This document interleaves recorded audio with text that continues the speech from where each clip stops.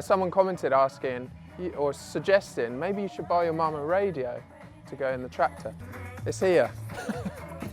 Well, the girls like the radio. 5-line football. They like football. Yeah? Yeah. The girls, you mean the cows? Yeah. Duh. Oh, it's better though, isn't it? When it's off.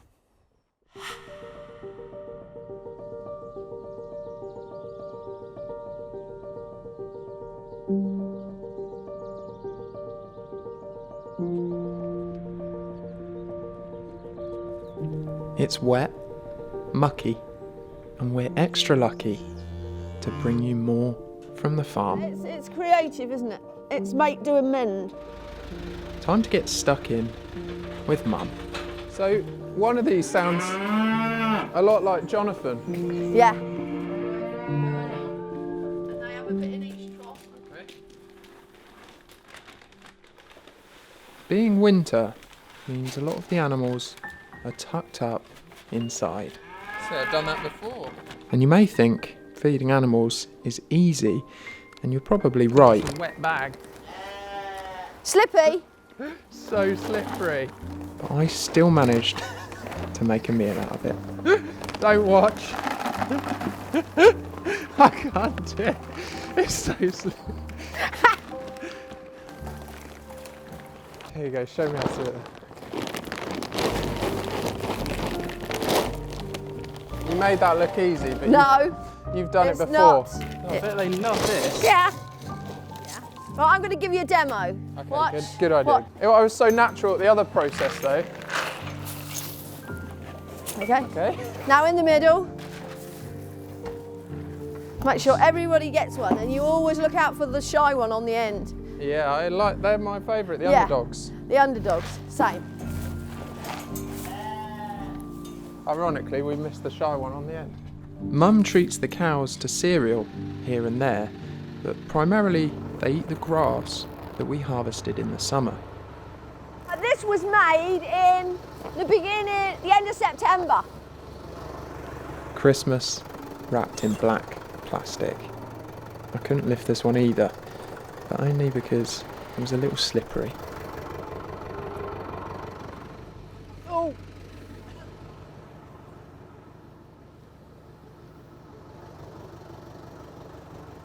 Right, we'll go and get a bale of silage and go up Costa and get the girls done.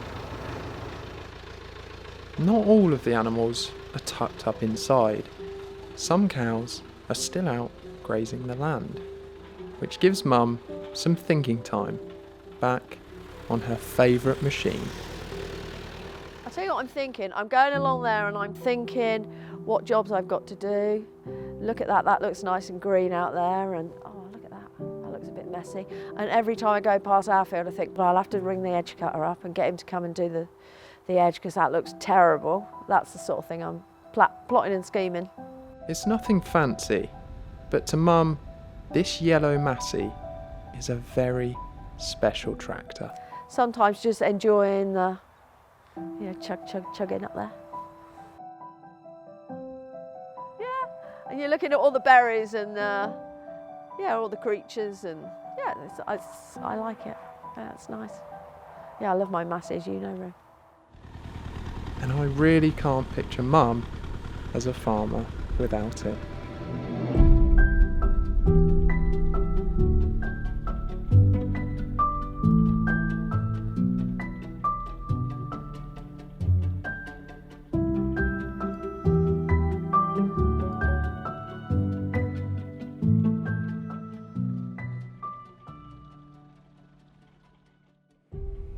By winter, a lot of the nutrition has left the grass, and although the cattle can still graze happily outside, they rely on the fodder harvested in the summertime.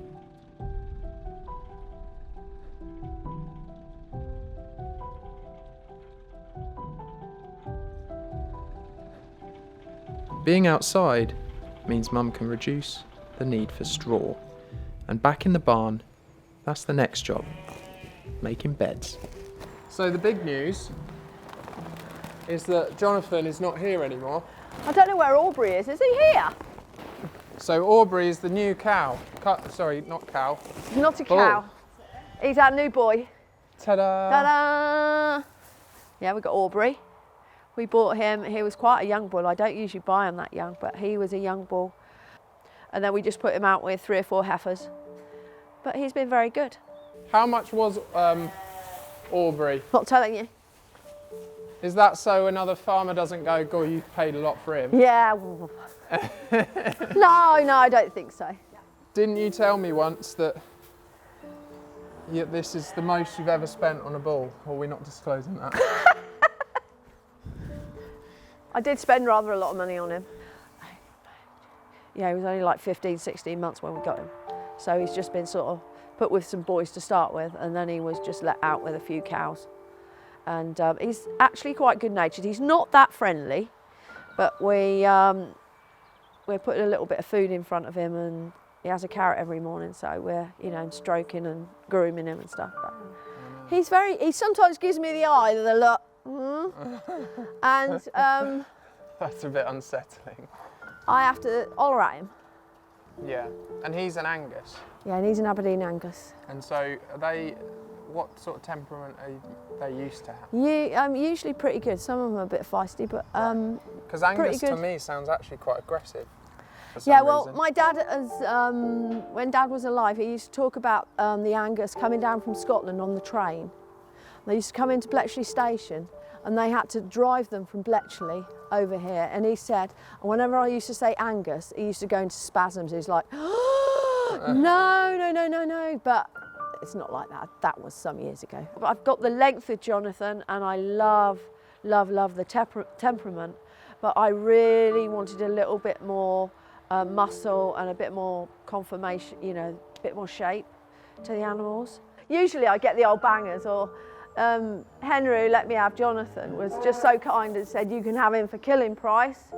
And so I got him, and he's just been the best bull. He's not going anywhere anyhow. We went on his holidays this year, but Jonathan's gone off to Kent for his holidays, and he's gonna come back in the next week or two.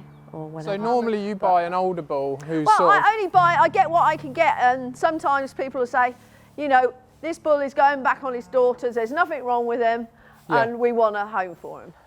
And I need a bull, and that's fantastic, it suits me fine. So unlike most of us this year, Jonathan's been fortunate enough to fit in a summer holiday. The summer's also been good for Mum and her flock. So let's catch up with her sheep and her lambs. There's one right down there, Mum.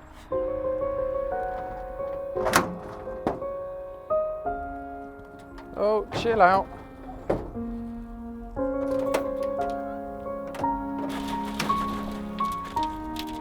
Look at them, look at the stragglers. This year, our lambs, and I think a lot of people will tell you the same, the lambs have done really, really well. And yeah, so I have been very pleased with the lambs. On the, are any of these, are they doing the fat markets? Like the Winslow? No, all the fat stocks. Yeah. It's really sad. Yeah. But can't do it, how can you do it? Usually I've got loads and loads of lambs left, but you'll notice this is all the lambs I've got, and we've got some ewe lambs over there. That's brilliant.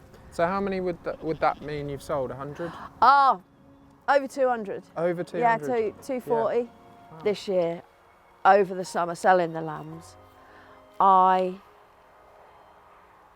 The quality of my lambs, I'm not saying, and I'm not good at bigging myself up, but the quality of the lambs has been tremendous. I haven't had as many, but they've fattened really well, and the greys have been good as well.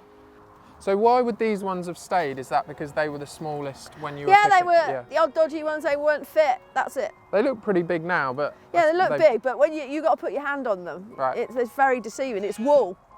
Yeah. It's not meat. Wearing a lot of coats. Yeah. Cool.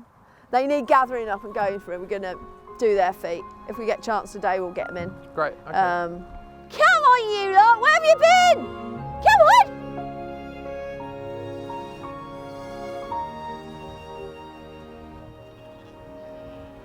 They'll have eaten it all, but yeah. Oh, that's great about the lambs. Mum can be a little too humble sometimes, so it must have been a good year. Oh, sugar.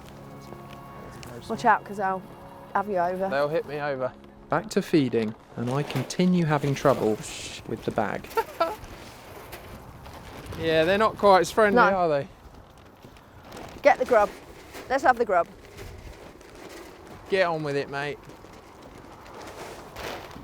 You were waiting for them to hit me over, weren't you?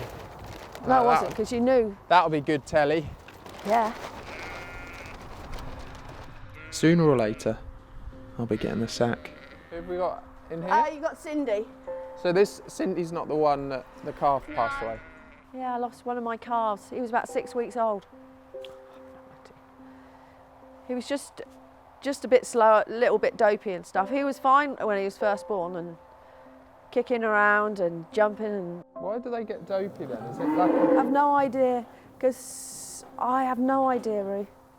The vet came, and when the vet came, what I should have done is got a blood test. But he said, oh, do this, that and the other, which we done. We give him all sorts of Denne cures and things, and a bit of this and a bit of that. And then I had the vet out, and he thought it might be something to do with the iodine. But when he was a calf, he was really, you know, up and at it and really strong. And they say the bolus, the iodine bolus that the mum gets, that's really useful for the calf. Oh God, yeah, because that's why we started doing it in the first place, because the calves were so sleepy and dopey and stuff. I've got to talk to the vet about it, but I haven't. I'm still a bit sore about it, so but we're gonna ring and find out what the next move is, because I do not want to go through that again. It's heart-rending. Tubing something 4 times a day, and it's absolutely crap. And then you're rubbing and getting them up. Come on, you can do it. And every day you go down and you think, wouldn't it be lovely if he was stood up, or wouldn't it, you know, just small things, but it just got, We were all rooting for him, and everybody was helping, and that's it. You get livestock, you get dead stock, but it's crap times. Oh. Yeah. Hard work isn't always directly rewarded in farming, but often the circle of life has a funny way of balancing itself out in the end. If you could get Cindy. So Cindy's got an unusual shape, as in she's got quite pronounced. She's got a bad hip, Roo. Is that a hip bone? Yeah. Yeah. Is that because she's a little bit older, or? Yeah, she's one of my old girls. How old is Cindy? I think she's 13. 13? Yes. And she's still producing calves like Annie? Yes. Wow. What sort of have you had older calves? Oh God, yeah. I've got Sandy in there, and she's older. Really? Yeah, and she has a calf every year. She's like a super cow. You can get them 18, 20. I mean, it's not usually, not in the dairy industry. Yeah. But sometimes some of those are quite old. You get quite old girls. And we have a great relationship, because I can remember when Cindy was born, it took me about over a week to keep her going, because she wanted to die. And I had to tube her, and I don't know what happened. I think she was scared or something happened, but it took weeks and weeks of playing about with her. So we have a very special relationship. Look at you, Ernie. Yes. Look, go that way. Thank you. Go on. Look at him go. Oh, that's lovely. Yeah. I'm in awe of how much Mum puts into her animals and all that she looks after. But in her words, that's what being a farmer is all about.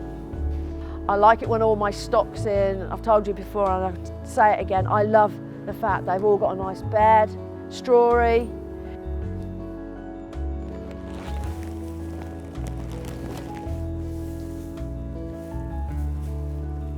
And they've got their food in front of them, and they lay there, all the little babies all snuggled, and that's what I love. And then I go in and I think, yeah, they're comfortable, and now I can, you know, let's get comfortable and let's light that fire and stuff.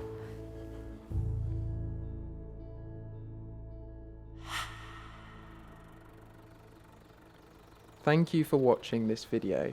If you enjoyed it and would like to see more from the family farm, then please support us with a like, a comment, And make sure you subscribe.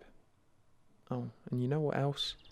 Share it with anyone who you think could use a little farm fix right about now. See you soon for an extra special Christmas episode.